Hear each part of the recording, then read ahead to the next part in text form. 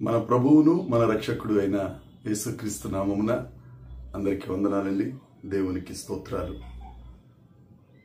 మన తండ్రి, మన ప్రభువు, మన దేవుడు, మన సైన్యములకు అధిపతి అయిన గొప్ప శూరుడు రాత్రి అంతా మనకు నిద్రను అనుగ్రహించి సుఖమును అనుగ్రహించి ఎందరికో లేని నూతన భాగ్యాన్ని, నూతన దినాన్ని మన జీవితములలో ప్రవేశపెట్టినందుకు సమస్త మహిమ, ఘనత, ప్రభావములు యేసుక్రీస్తు ప్రభువుకే చెందునుగాక. ఆ అద్వితీయ సత్యదేవుడు, ఆ ఉన్నతమైన దేవుడు ఈ నూతన దినములో మనకు అనుగ్రహించిన దేవుని యొక్క వాగ్దానము, కృపావార్త. ద్వితీయోపదేశ కాండము 28వ అధ్యాయము 7వ వచనం. నీ మీద పడు నీ శత్రువులను యెహోవా నీ ఎదుట హతమగునట్లు చేయును. వారొక త్రోవను నీ మీదికి బయలుదేరి వచ్చి 7 త్రోవల నీ ఎదుట నుండి పారిపోవుదురు. దేవునికి స్తోత్రం కలుగునుగాక, దేవునికి మహిమ కలుగునుగాక. ప్రభునందు అత్యంత ప్రియమైన దేవుని జనాంగమా, మన శత్రువులు మన మీదకు బయలుదేరి ఒక త్రోవను వచ్చి 7 త్రోవల వారు పారిపోతారు. ఎంత మంచి వాగ్దానం అండి! ఎంత ధైర్యాన్ని ఇచ్చే వాగ్దానం!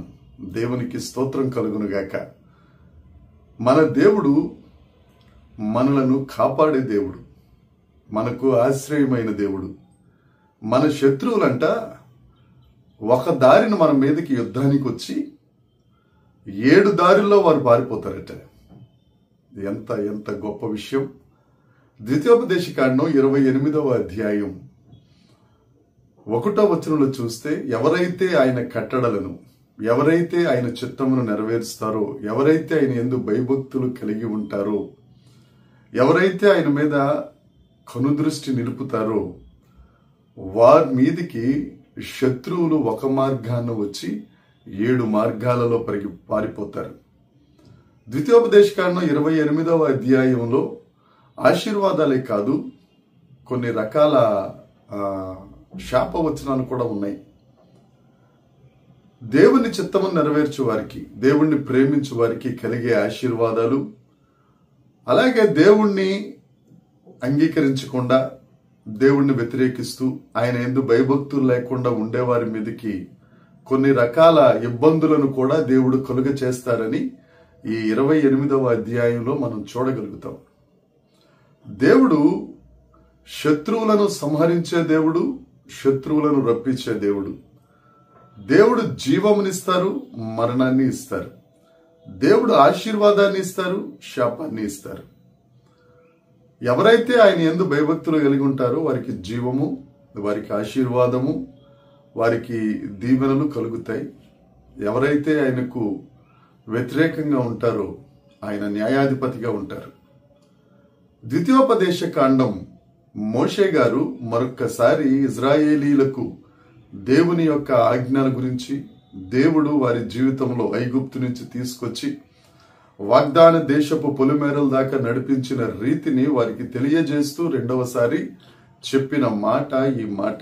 ఇజ్రాయేలీలారా, మీ మీదికి శత్రువులు యుద్ధానికి ఒక మార్గాన వచ్చి 7 మార్గాల్లో పారిపోతారు. అంటే ఇష్టం వచ్చినట్టు పరిగెట్టుకెళ్ళిపోతారు అన్నమాట. మన దేవుడు మనకు వ్యతిరేకముగా ఉన్న ఏ ఆయుధమును వర్ధిల్ల చేయనీయడు. మన దేవుడు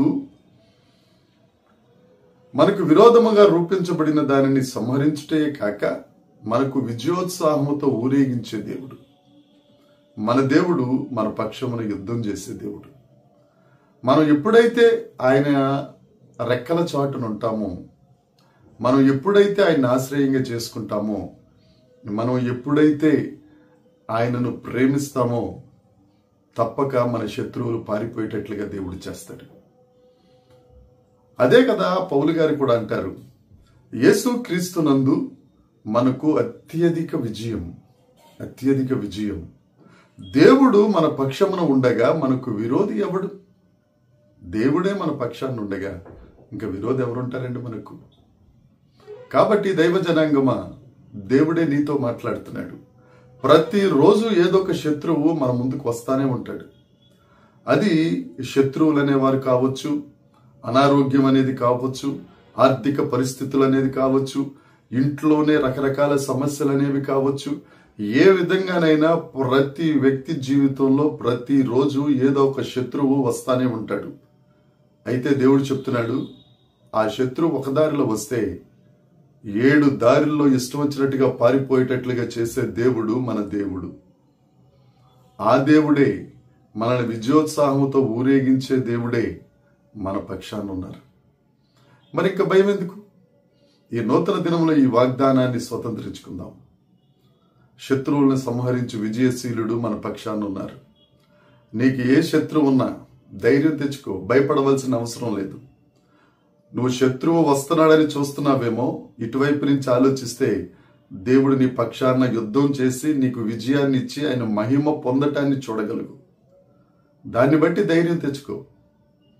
సైన్యములకు అధిపతి అయిన దేవుడు నా పక్షాన ఉన్నాడు, ఆయన నా కాపరి, నాకు లేమి కలుగదు అని ఈ లోకంలో ఎలుగెత్తి చాటు. ఆ యేసయ్యను ఊరేగిద్దాం, ఆ యేసయ్యను చాటుదాం, యేసే దేవుడని ప్రకటిద్దాం. దేవుడు ఈ మాటలను నిన్ను ధైర్యపరిచి మనందరి వినికిడిలో ఫలప్రదమవునుగాక. ప్రార్థన చేసుకుందాం. పరలోకమందున్న మా తండ్రి, పరిశుద్ధుడా, కృపగలిగిన దేవా, నీకు వందనాలు ప్రభువా. మా మీదికి వచ్చే శత్రువులు వారు బయలుదేరి ఒక మార్గాన్ని వస్తే వారు 7 మార్గాలలో పరిగెత్తుకుపోయేటట్టు, పారిపోయేటట్టు చేసే నిజ దేవుడా, మా పక్షమున యుద్ధం చేసే దేవుడా, నీకు వందనాలు చెల్లిస్తున్నాం. మా హస్తములని దక్షిణ హస్తంతో పట్టుకుని దేవా, మీతో కలిసి శూరకార్యములు చేయుటకు శక్తిని అనుగ్రహించిన మా తండ్రి, నీకు వందనాలు. దేవా, నీ ప్రియ బిడ్డల కొరకు దేవుని సేవకునిగా నేను ప్రార్థన చేయుచున్నాను. ప్రతి ఒక్కరికి విజయమును దయచేసి, ప్రతి ఒక్కరికి ధైర్యమును అనుగ్రహించి, వారి సమస్యలను జయించిన వారై, సాతానును ఓడించిన వారై, నీ నామమును ఉన్నతం చేసి, నీ నామమును మహిమపరిచి విజయశీలుగా మార్చమని, మహిమ పొందమని యేసుక్రీస్తు నామమున ప్రార్థించి అడిగి వేడుకొనుచున్నాము తండ్రి. ఆమేన్. దేవుని కృప మనందరికీ తోడై ఉండునుగాక. ఆమేన్, ఆమేన్, ఆమేన్.